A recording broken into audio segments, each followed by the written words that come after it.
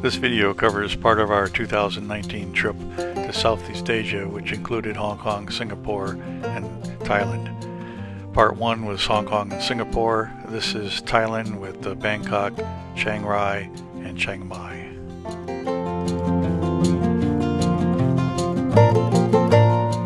We left Singapore in the morning of December 4th, arriving in Bangkok around 2 in the afternoon and checked into the Anatara Siam Hotel, which would be our hotel for the next 6 nights.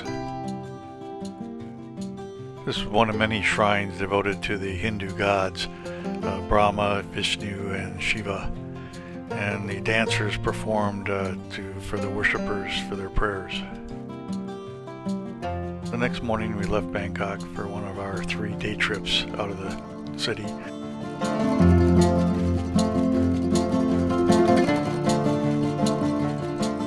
The cemetery contains the graves of 6,982 POWs, mostly Australian, British, and Dutch. And each grave is marked with the name and the unit insignia of the individual buried there.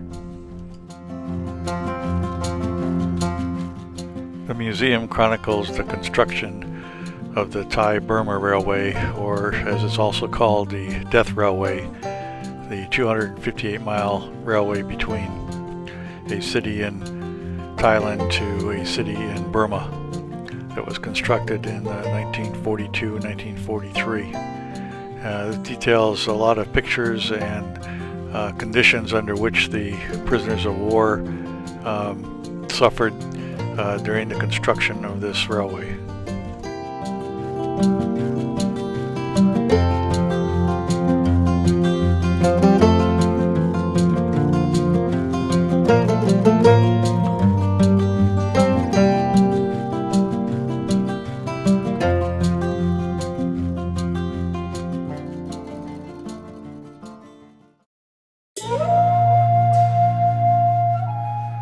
As it turned out, there are actually 2 bridges built across the River Kwai, adjacent to each other. The first was a wooden bridge that was completed in February 1943, and the second steel bridge, which was next to it, was completed in June of 1945.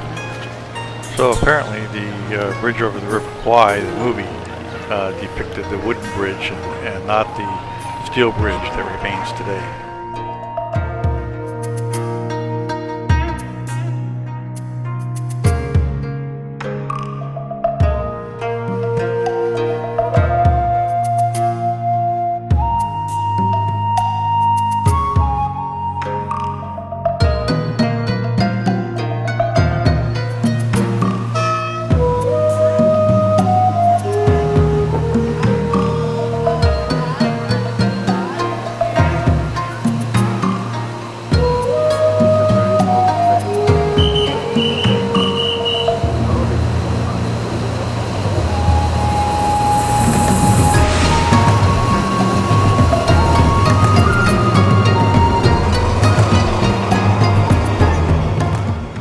The train arrived right on time, so we boarded and it shortly left the station, and we traveled on the train for approximately an hour and a half, which amounted to about a 60-kilometer ride to another railway station further on.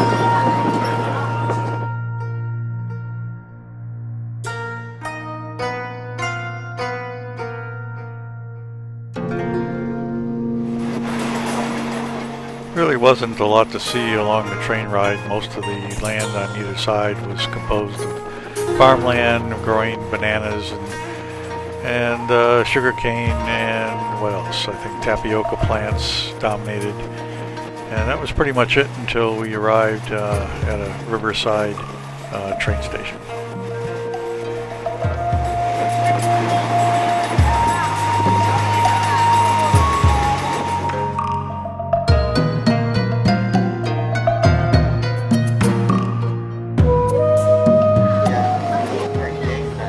before the end of the ride, we passed what I thought was a private development across the river. It turned out to be a fairly high-scale resort that seemed to have fairly good reviews when I looked it up in Google.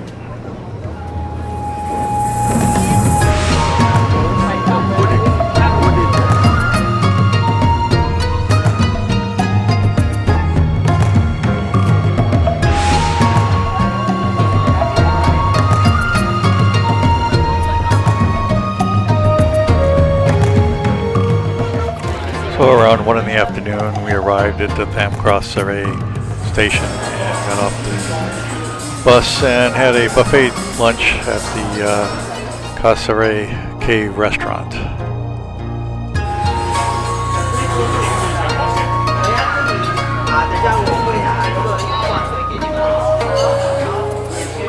I was wondering what all the people were walking along the railroad tracks, and found out that that's how they get to the Chiang Rai Cave, which was used by the POWs as a shelter and now as a temple.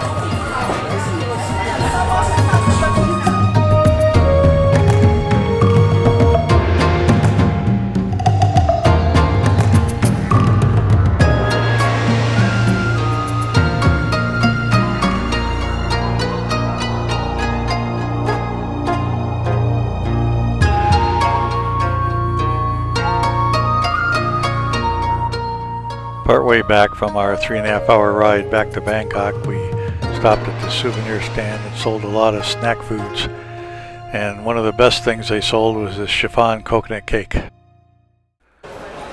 After returning to Bangkok between 6 and 7 in the afternoon, or evening actually, we strolled around the neighborhood, looked at some more of the Christmas decorations before having dinner.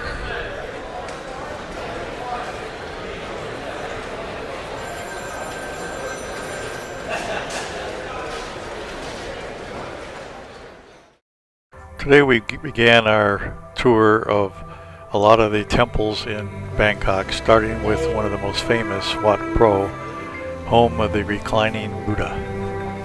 The Buddha is 30 feet tall and over 150 feet in length.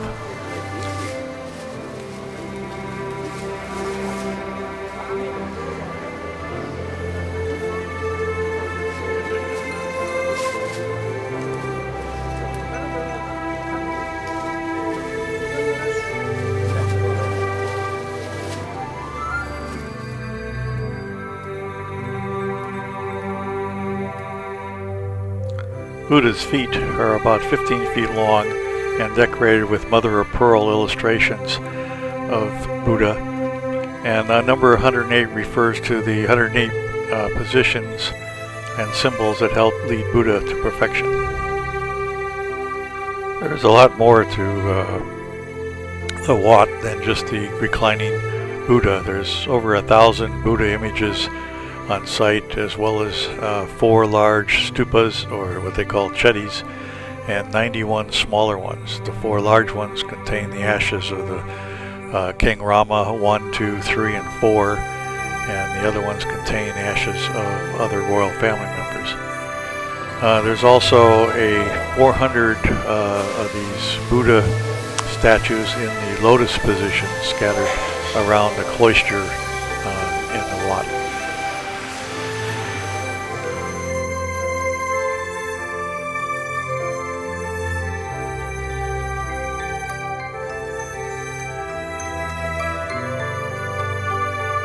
Our next visit was to the nearby Wat Phra Kiao, which is also the Temple of the Emerald Buddha, and officially the most sacred Buddhist temple in Thailand.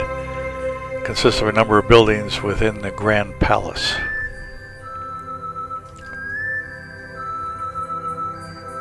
There are 12 guardians to the temple complex, as well as insignias of the 9 Rama kings. These are 4 of the 16 giants that held up the giant stupa. And there were 7 mythical figures of half human and half animal. The door to the main throne room that held the golden Buddha, which I couldn't go into, so I stuck a picture through a crack. The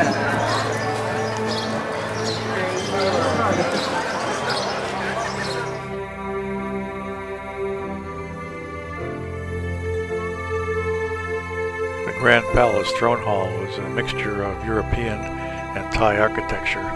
Thai architecture was on top, which signifies its superiority. Well, next up was a tuk-tuk ride to the waterfront, where we caught a long-tail boat and cruised through the canals, or what they call klong.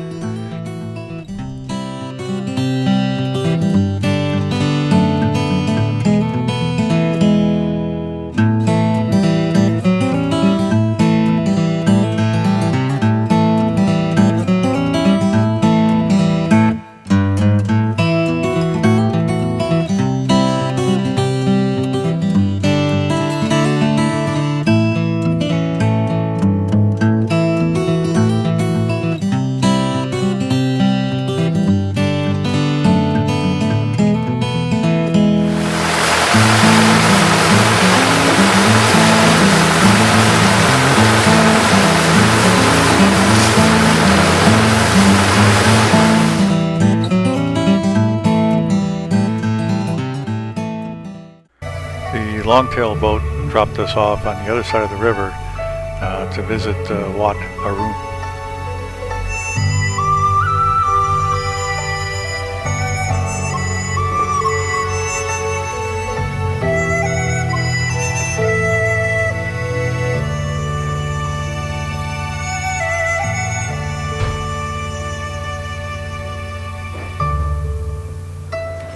The central prong is topped by the trident of the Hindu god Shiva, and the second level has the Hindu god Indra riding on the elephant Gurwan.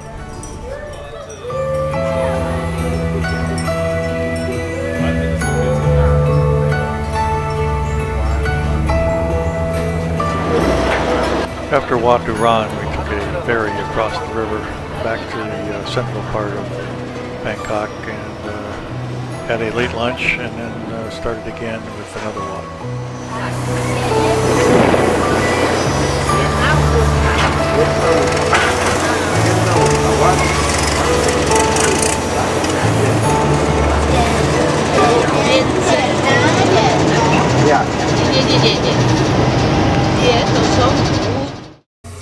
Wat Suket is also referred to as the Temple of the Golden Mountain, which sits on a man-made hill that was 240 feet high.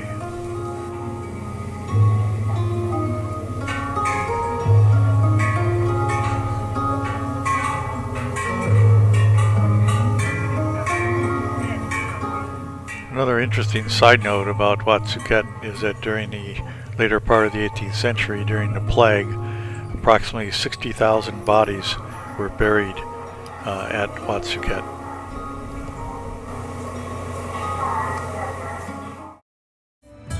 The next day we were free on our own and decided to take a cab and visit Bangkok's Chinatown.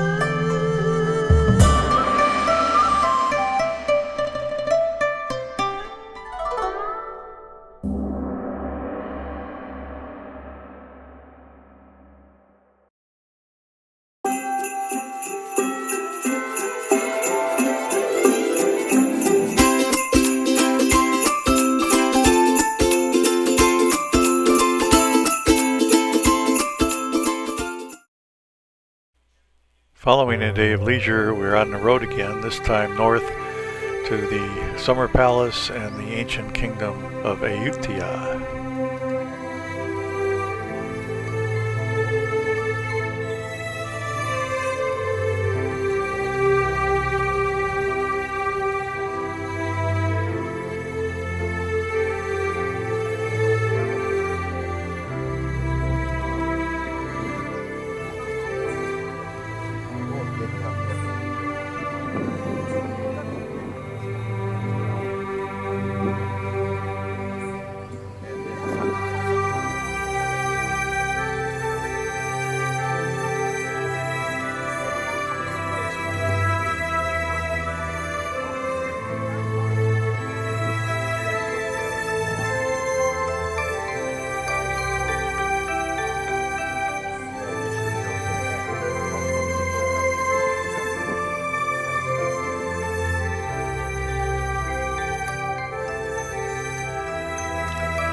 The Summer Palace is actually a very large complex of buildings, of which we only visited the central core area.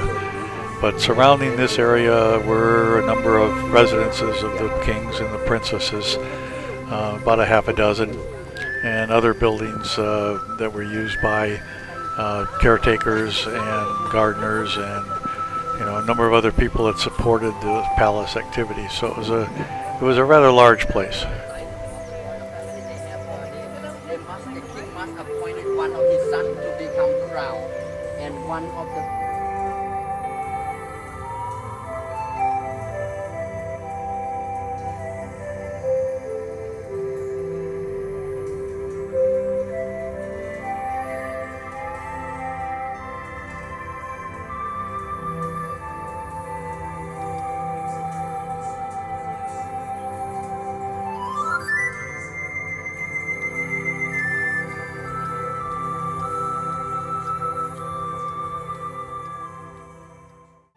Continue on, we arrived at the historical ancient kingdom of Ayutthaya.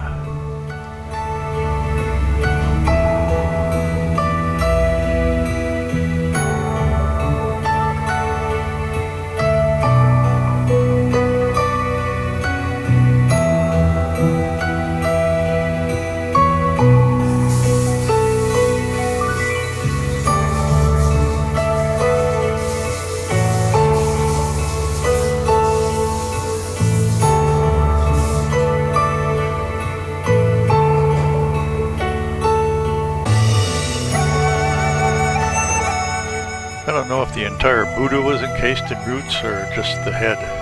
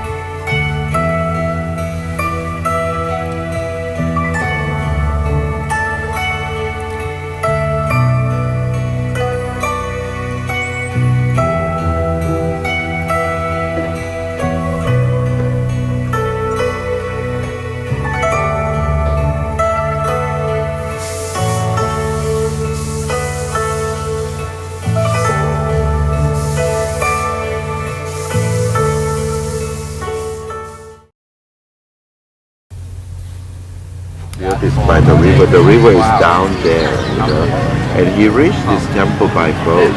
It's a procession of the boats, in the olden days, stopped in front over there. This one is not really much destroyed by the Burmese invasion, but the problem that destroyed this temple is the flooding. That's why they built, over there is like to protect from the floods, from the riverside, the flood.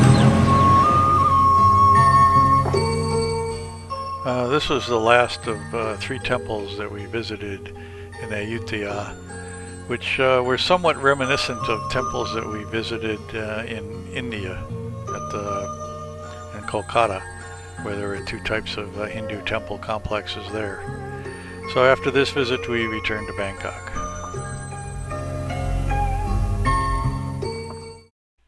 After returning to Bangkok, we decided to take a stroll before dinner down to a very large park that was in the middle of the city. It's one of the oldest parks in Bangkok.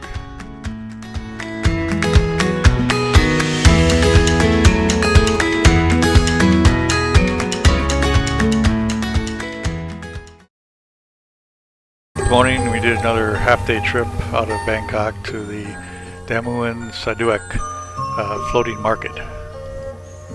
On the way we stopped at a coconut palm sugar farm where they take the sap and boil it down into a thick mixture, which they continue to stir until it becomes a very thick and then cooled into a sugar.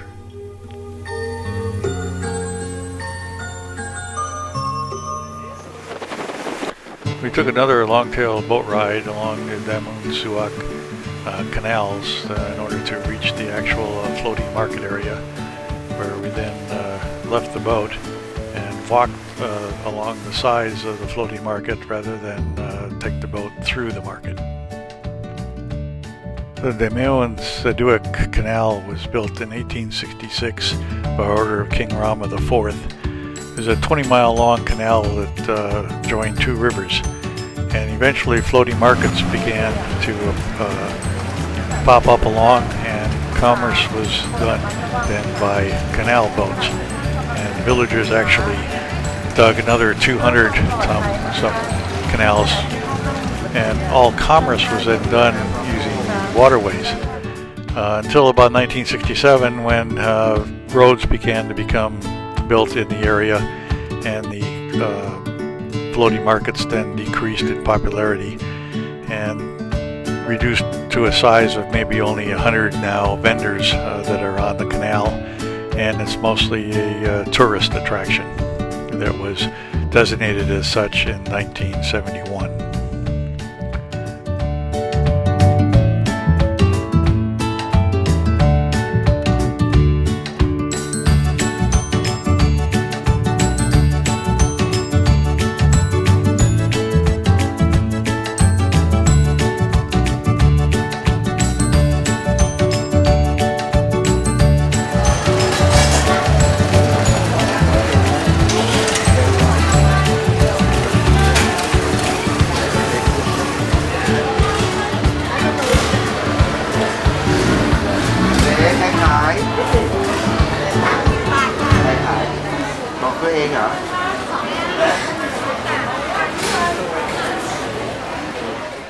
On our last day in Bangkok, we had 3 more temples to visit, bringing us a grand total of 7 of the best temples in Bangkok, along with the 3 that we also visited in the ancient kingdom of Ayutthaya.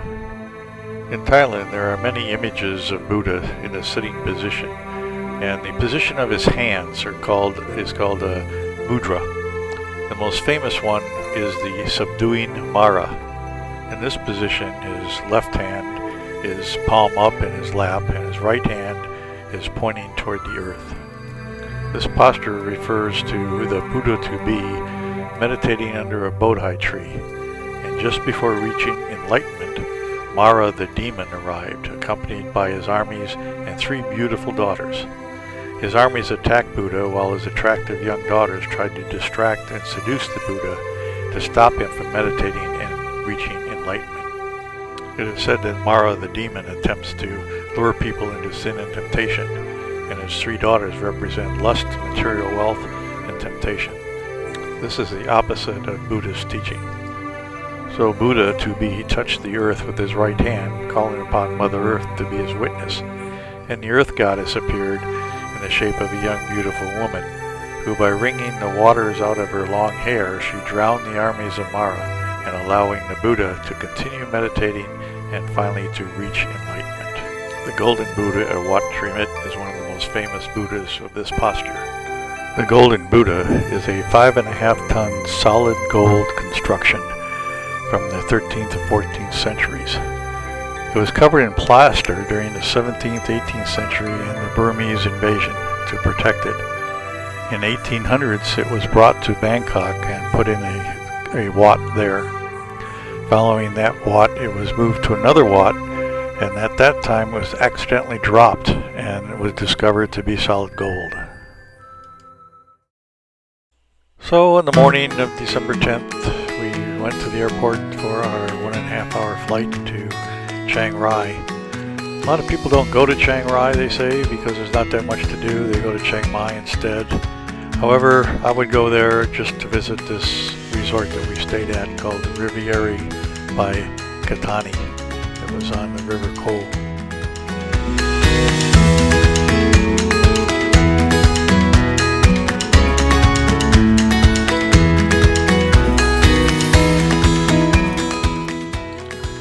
every area was a wonderfully beautiful resort. Very luxurious, along the river, lots of views, amenities, several restaurants, all of them excellent. Beautiful breakfast buffet, and just outstanding in every manner.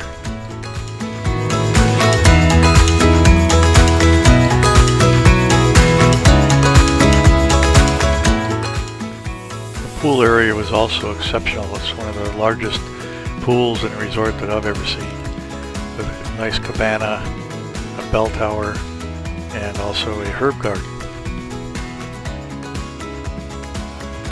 The rooftop grill and bar was also very nice, and then an outdoor patio with nice seating and cabanas and an excellent view of the countryside.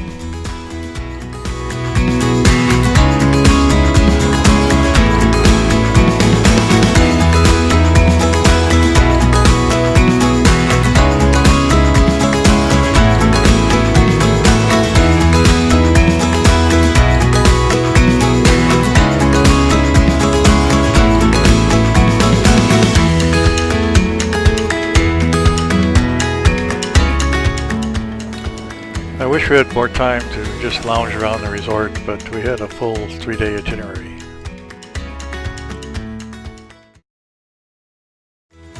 Our first day in Chiang Rai we spent with a visit to the Golden Triangle area, first stopping up in the mountains and visiting a couple of hill villages from the Yao people and also the Hakka people who lived in the area.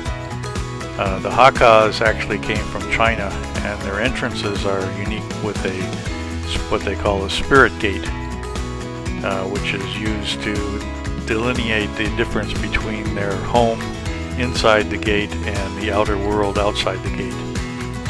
And they did a lot of corn and other types of crops that they grew, and peppers that they dried. They also grow dryland rice and dry that too.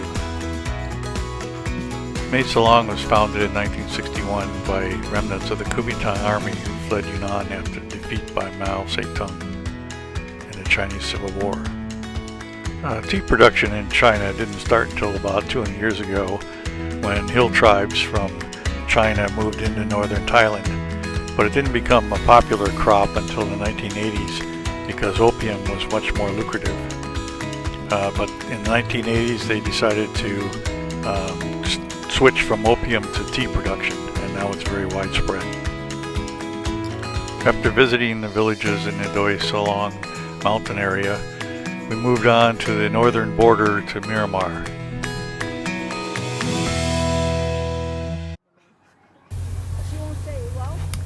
We arrived in the northernmost point of Thailand, near the Myanmar border, about 3:30 in the afternoon, and first stopped at a wat up on the hill overlooking the border town, and took some pictures there before going into town to visit the actual border itself.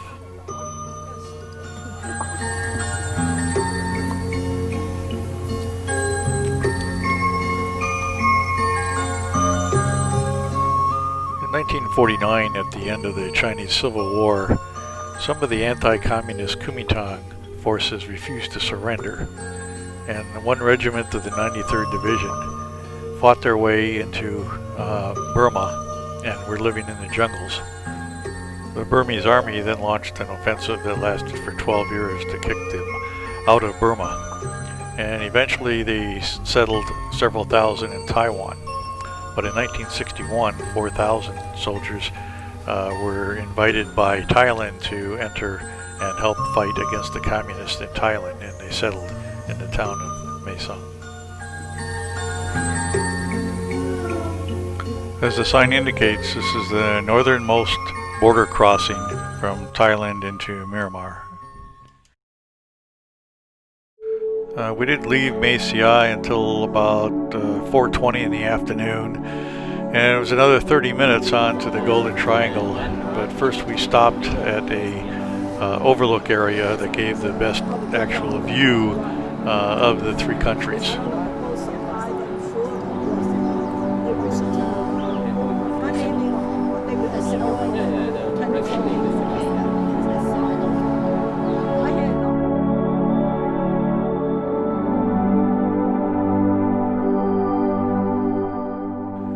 Our next stop was at the smaller of two opium museums in the Triangle area. But it was fairly well done and had a lot of artifacts of the various opium pipes and other things that were used in the production of opium.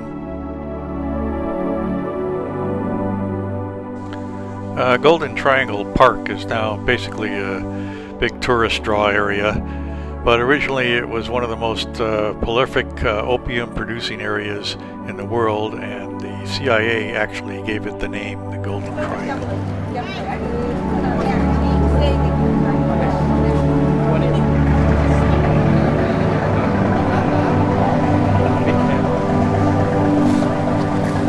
So after a good long 9-hour day, it was closing in on 6 p.m. so we left the Golden Triangle area for the 1-hour ride back to our resort hotel in Chiang Rai.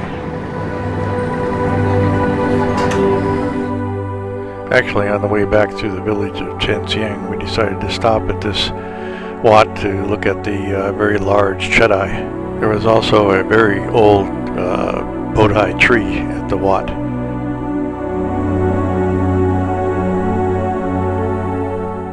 Today we visited some rather unique and interesting sites. First was the Wat Song Tu Ten, which was the Blue Temple, or literally translated House of the Dancing Tigers. The temple was designed by a student of the artist who developed the White Temple, which we were to visit later in the day, and it contains a white Buddha in the subduing Mara position. This is also not an active temple, as there are no monks that live here.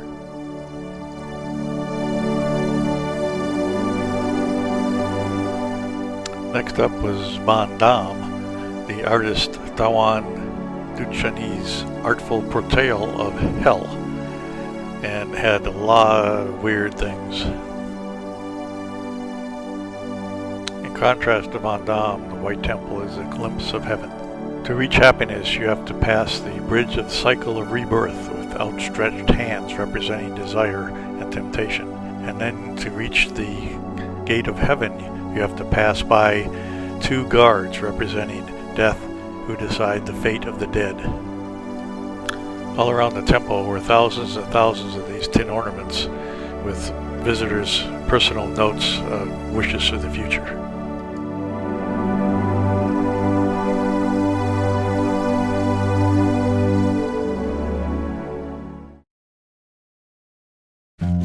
The next day we met another guide that drove up from Chiang Mai to bring us back to Chiang Mai, and along the way we stopped at this little quirky restaurant and also a hot spring area which is prevalent in the area between Chiang Mai and Chiang Rai.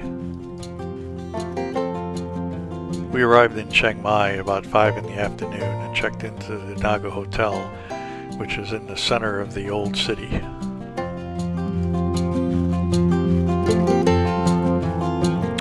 We began our first day in Chiang Mai by actually traveling east out of town for about an hour and a half to a elephant hospital and also a conservation center where they take care of elephants and put on a show for the tourists to help raise the funds necessary for their care.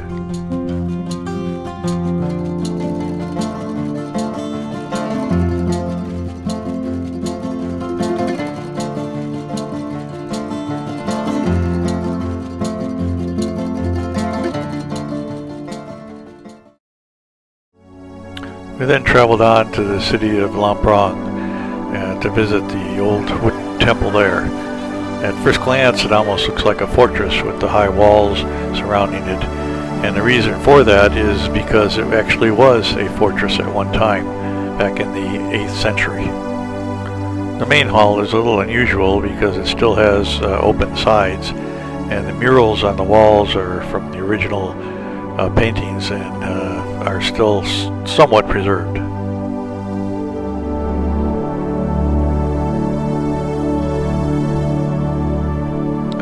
Also in the courtyard there appears to be a very old bohai tree. It's supported by poles with prayers. There's also a copy of the Emerald Buddha. Back in Chiang Mai we met our guide in the evening, and he took us down to the popular Saturday night walking street market, which was very popular in the south of the city.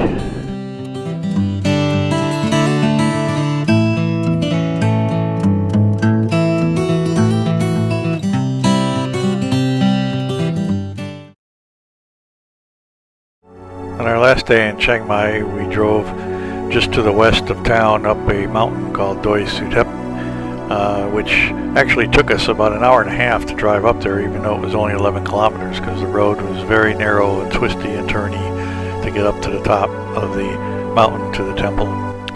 Legend has it the reason the temple was built on this mountainside is because a monk named Sumanthera had a dream, and he had a vision to go to Pangcha to look for a relic, and he found a bone which they thought was Gautama Buddha's shoulder bone and was supposed to display magical powers. To make a long story short, the bone was eventually broken into two, and the king actually put the bone on the back of a white elephant, and the white elephant climbed the mountain, and he got to a certain point on the mountain, he trumpeted 3 times and then dropped dead. So the king decided this was an omen, and that's why he built the temple here.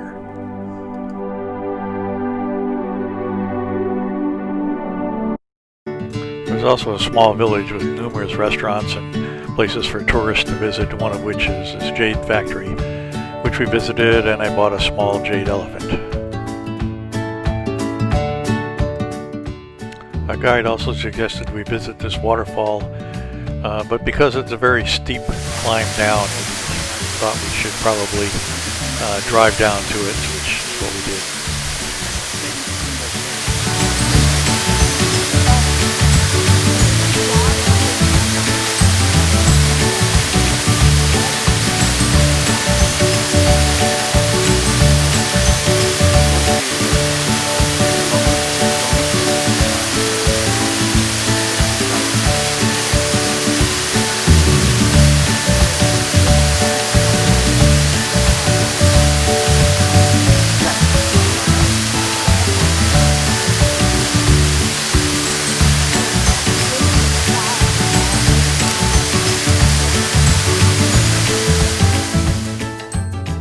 Last night we were on our own, so we decided to go to the Sunday market, which is in the center of the old city, much larger and much more crowded than the Saturday night market.